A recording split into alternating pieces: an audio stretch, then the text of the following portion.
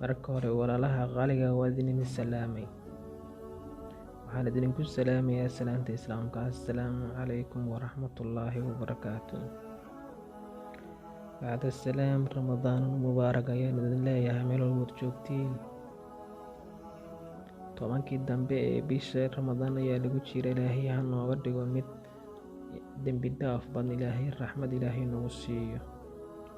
Dunuubteena wixii aan soo galno dhan Ilaahay mid ku dhaafa ha ka dhigo.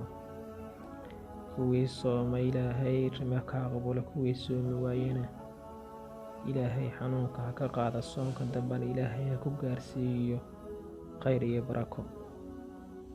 Walaal, waxaan idin wadaa duco qaali ah oo qofku hadduu ku duceysto wax walba uu Ilaahay ka doonayo uu ka helayo. Waxaa la yidhi qofkii ducadan ku duceysta malaayiin xasanaad ayaa loo qoraa, malaayiin sayi-aadana waa laga tiraa, gurina jannada waa loogu dhisaa.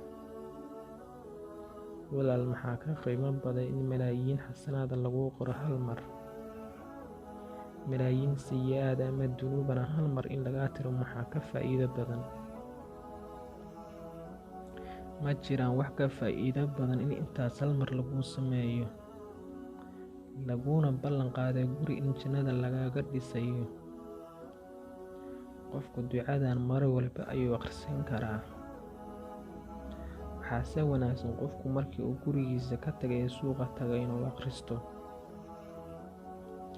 Ducadu walaal sidaan ayay u dhacaysaa. لا إله إلا الله وحده لا شريك له، له الملك وله الحمد، يحيي ويميت وهو حي لا يموت، بيده الخير كله وهو على كل شيء قدير.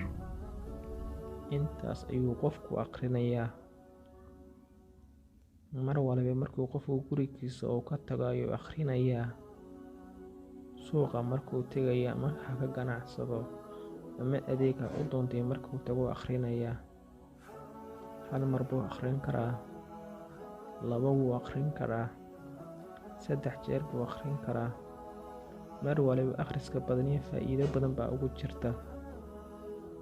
Laakiin qofkii ducadaas akhriya, Ilaahay wuxuu u ballan qaaday in malaayiin xasanaad ah loo qori doono, malaayiin sayi-aadna laga tiri doono, gurina jannada loogu dhisi doono. Walaal, adiguna ka mid noqo kuwa jannada guriga loogu dhisayo, xasanaadka faraha badanna loo qorayo, dunuubta faraha badanna laga tirayo.